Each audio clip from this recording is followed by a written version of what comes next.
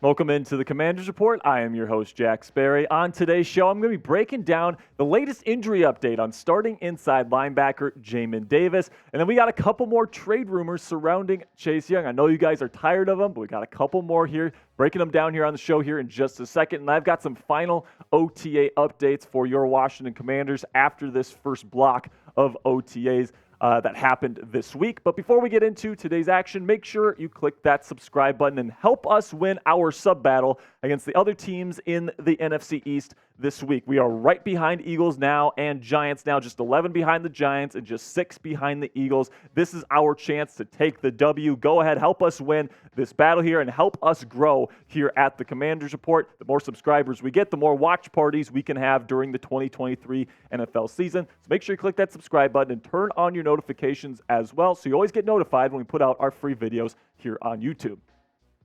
So now let's go over Jamin Davis, who has been sidelined for OTAs this week, and he's going to be out for a little bit longer because he had a procedure done on his knee to kind of cover up some of the things that happened with his knee last year that he was dealing with. Now, the good news with this is that it's not major, it's minor, and it's not going to affect him whatsoever in terms of his availability for the 2023 NFL season. The team is not worried about it. It's just like he's going to be out for a couple of weeks here to rehab after that procedure to kind of clean up what was in his knee and what was going on based on his injuries that he suffered last season. Of course, he is a major part of this defense because the inside linebacker room isn't exactly stellar. It's probably the least proficient area of this Commanders defense as it sits right now. Jamin Davis, somebody that I'm a big fan of in terms of his physical of his physical prowess coming out of school. I had him ranked as a first-round grade coming out of the University of Buffalo. And last year, man, he really started to come into his own. 104 tackles,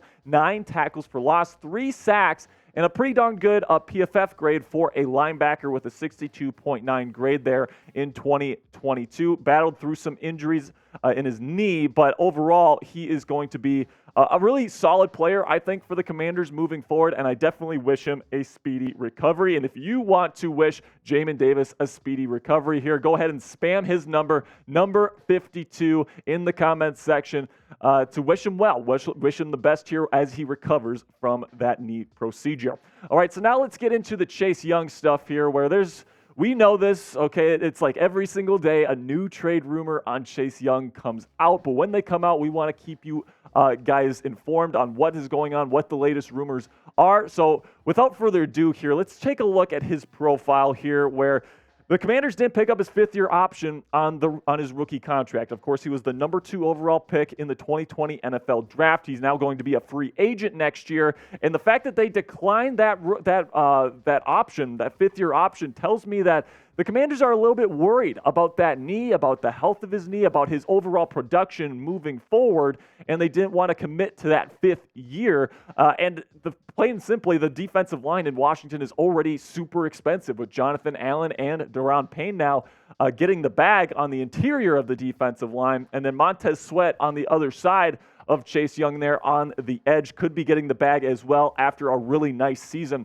in 2022. So this is really the make or break year for Chase Young. And the 2 teams that he's now being rumored to, number 1 is the Cincinnati Bengals, and then the other is the Detroit Lions. We're going to be breaking down these rumors one by one here in just a second. But first, I want to tell you about a great opportunity here where Emmanuel Forbes is the first-round pick for the Washington Commanders this year. I think he's going to be a really good player in this system. Although he's a little bit slender, I think that he has just incredible instincts. And there's just a certain quality about him that you just can't teach. I think getting his officially licensed jersey on the Chat Sports website would be one heck of an investment for you. So go to chatsports.com/Emmanuel Forbes. He's going to be wearing number 13 this year in Forbes Jr. on the back of his jersey. I think that's a pretty sharp jersey if I do say so myself. So get yours today here at chatsports.com/Emmanuel Forbes.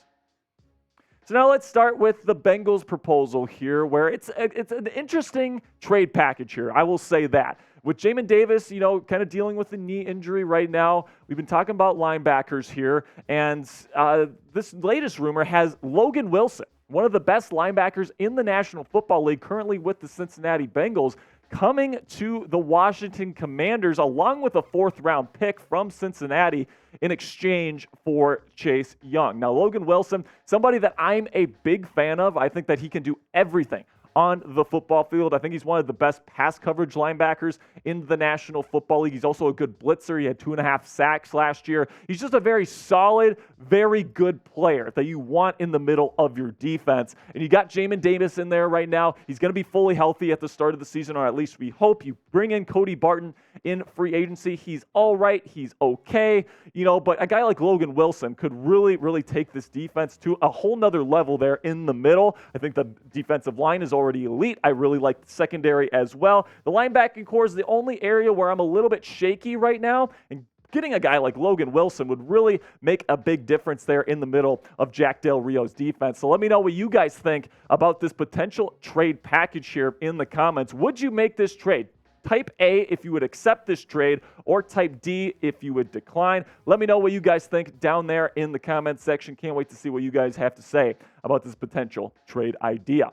Now let's get into the Lions offer. We've seen we've seen Cincinnati's offer. Now let's see what the Lions might be willing to give the Washington Commanders, and it's a lot more simple here. It's a straight-up swap between Chase Young and a second-round pick that the Lions have next season, or next offseason, I should say. Now, both of these offers are intriguing, especially if the Commanders want to deal Chase Young before the start of the season, but I would decline both of these trade offers if I were GM Martin Mayhew. And here's why. Unless there's a medical issue that I'm not aware of, and right now I don't have any information that tells me that Young's knee is not going to be able to hold up or anything like that, I want to ride out this season and see where Chase gets to this season. He's got obviously massive upside as somebody that's still young, somebody that was Rookie of the Year just a couple of seasons ago. I don't want to part ways with that right now. And I would really want to see if we want to bring this guy back on a long-term deal, because if he hits his potential, he could be one of, if not the best edge rusher in the NFL one day. I don't want to trade him away for a second-round pick or an inside linebacker and then think to myself later, oh my gosh, what were we thinking? I want to play my cards with Chase Young this year. I want to take my risk with him, and I want to see if he can have a breakout season in 2023. So let me know right now in the comments what you guys think about Chase Young next year. Will he have 10 or more sacks in 2023? Will he have that breakout year that we have been waiting for? Let me know right now by giving me a yes or a no in the comment section. So now before I go, I want to give some final OTA notes here coming out of Commanders OTAs over this week. Of course, they had their first block of organized team activities, and there are some definitely some promising things coming out of Washington right now. Number one is that Sam Howell's looking really good. I've been looking at some of the film, some of the stuff that's been coming out of OTAs, and he is looking sharp. His throwing motion looks a lot better, a lot cleaner. He's got that new helmet. This is actually a picture from last year, but he's got this whole new look to him. When you look at the throwing mechanics, when you look at the helmet, he looks like a brand new Sam Howell to me, and I'm very excited to see what his future has in store. And he's just been throwing touchdowns. He hasn't been throwing interceptions in practice, apparently. People have been raving about the way Sam Howell is playing, and it's getting me excited for the 2023 season. And then another player to get really excited for is Emmanuel Forbes. Of course, the first-round pick this year, and he's somebody that just keeps getting interceptions in practice. He had another pick six this week against third-string quarterback Jake Fromm, and that makes it multiple pick sixes already in his Commanders career, at least in practice. But man, this guy just has a certain instinct, a certain nose for the football, and he just knows where to be and when to be there. And that's just a quality that you just can't teach. He's got that special quality, and I think he's going to be a very valuable piece to this Commanders defense next season. I cannot wait to see him play on game days in the National Football League.